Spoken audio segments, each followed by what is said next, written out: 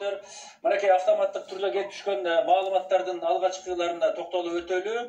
Биздин колубуздагы көрсөткүчтөр боюнча азыркы алдын ала келген көрсөткүчтөр бул Биримдик партиясы 23,63% менен келатат. Мекенчил партиясы 6,89%, Добуш алды деп көрсөтүүдө Ыйман Нуру 3,38%, Мекеним Кыргызстан 23,97% деп келатат. Реформа партиясы 1,53%, Ата Мекен саясий социалисттик партиясы 4,06%, Замандаш партиясы 2,14%, Бүтүн Кыргызстан саясий партиясы 6,99% добуш алганы көрсөтүлүүдө азыркы эсептелген көрсөткүч боюнча. Социал-демократтар 2,2%тен бир аз гана ашкан, Мекен ынтымагы болсо 0,66% деп көрсөтүлгөн.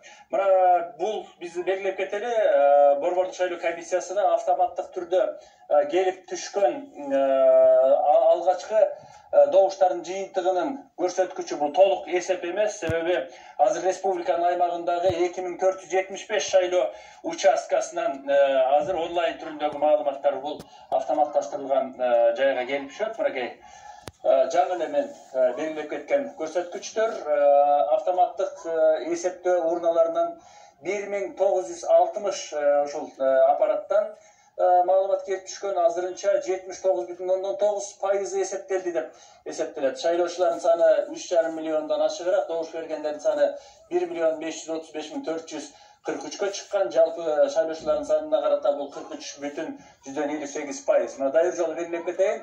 Биримдик партиясы 23,5%га жакындап калган. Андан кийинки дагы бир көбүрөөк көрсөткүч Мекеним Кыргызстан партиясы бул 23,88%, 6,85% менен Мекенчил партиясы Ыйман Нуру 3,36%, Ата Мекен партиясы 4,3%га көрсөтүштү. Бүтүн Кыргызстан саясий партиясы 6,98%ге чыкты. Азыркы убакыт боюнча Республика партиясы 5,86%, Кыргызстан партиясыныкы негедир биздин экраныбызга көрсөтпөй атат, сайттын көтөрүп койсоңуздар. Мына Кыргызстан партиясы 9,3% экен. Ал эми Чоң Казак партиясы мынакей 2,38% добуш алганы көрсөтүлүүдө. Баарына каршы деп 1,77% шайлоочулар бүгүн добуш берүүгө чыккандар беришкен экен. Эң акыркы ылдыйкы төбөкү көрсөткүчтөр бул Ордо партиясында 0,22%, Афганистан согушунун ардагерлери жана ушул сыяктуу катышуучуларга чыккандардын саясий партиясы 0,17%, Мекен ынтымагы 0,65%, социал-демократтар 2,02% менен келе жатат. Азыркы саатка автоматтык эсептөөчү аппараттардан Борбордук шайлоо комиссиясынын борбордук маалымат тутумуна келип түшкөн көрсөткүчтөр ушундай. Азыр болсо биз Борбордук шайлоо комиссиясында өтө турган маалымат жыйынына кайрадан кезек берели. Ал жерде ушул Борбордук шайлоо комиссиясынын төрайымы өзүнүн акыркы маалыматтарына токтолмокчу.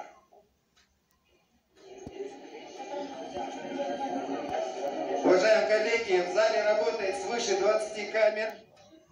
Я хотел бы попросить, чтобы вы выдерживали социальное расстояние.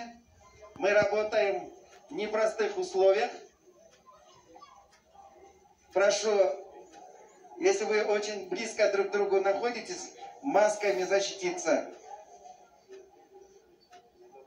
Сейчас уже с минуты на минуту прибудет председатель Центральной избирательной комиссии.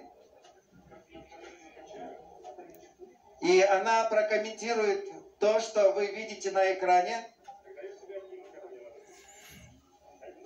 Выступление очень будет короткое. И затем мы с вами уже встречаемся в 22:00. Пожалуйста, не мешайте друг другу. Здесь отдельные ресурсы ведут прямой эфир через свои страницы и через социальные сети. Я вас призываю к дисциплине. Нуржан Кармабековна, вас тогда приглашаю.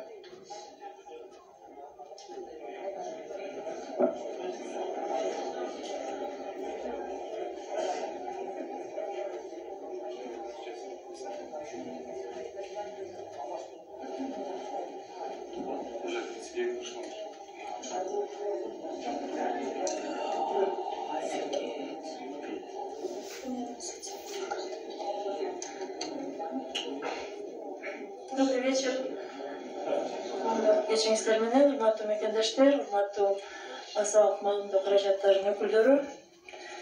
Биздин расмий сайтыбызга биз ушул жыйынтыктарды жакшы чагылдыруу үчүн дагы биздин мурдагы жыйынтыктар жөнүндөгү сайтты жаңылатып, азыр мурда ЕСС чекит шайлоо, чекит гов, чекит килжи деген сайтта болчу, ал тиги экранда дагы турат. Эгерде бирөөңүздөр ушул маалыматтарды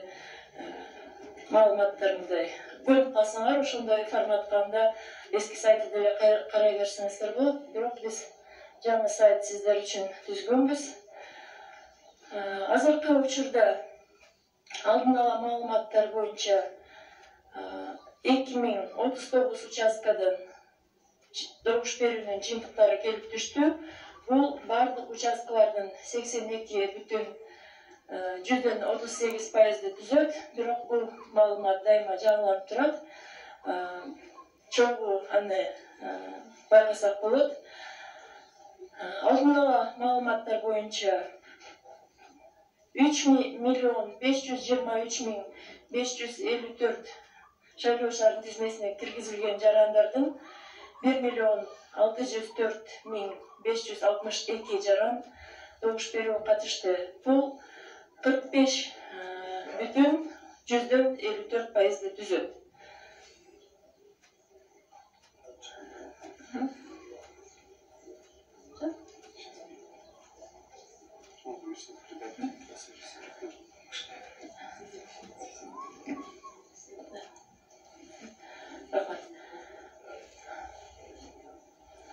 Маалымат дайыма жаңыланып турат. Добуш берүүнүн алдын ала жыйынтыктары төмөнкү. Биримдик партиясы, мен бюллетенде турган ирети менен айтып берейин. Биримдик партиясы 23,60%, Мекенчил партиясы 6,91%, Ыйман Нуру партиясы 3,37%, Мекенин Кыргызстан партиясы 24%, Реформа партиясы 1,55%, Атамекен саясий социалисттик партиясы 4,2%, Замандаш 2,12%, Бүтүн Кыргызстан саясий партиясы 6,97%, Социал-демократтар 2,7%, Мекен ынтымагы 0,65%, Афганистан согушунун ардагерлери жана ушул сыяктуу кагышууларга катышкандардын саясий партиясы 0,17%. Ордо партиясы 0,22%, Бирбол партиясы 2,87%, Республика партиясы 5,86%, Кыргызстан партиясы 9,2%, Чоң Казак партиясы 2% жана 37%. Баарына каршы 1,78%. Ошондой эле бул биз региондор боюнча дагы көрсөк болот. Региондор боюнча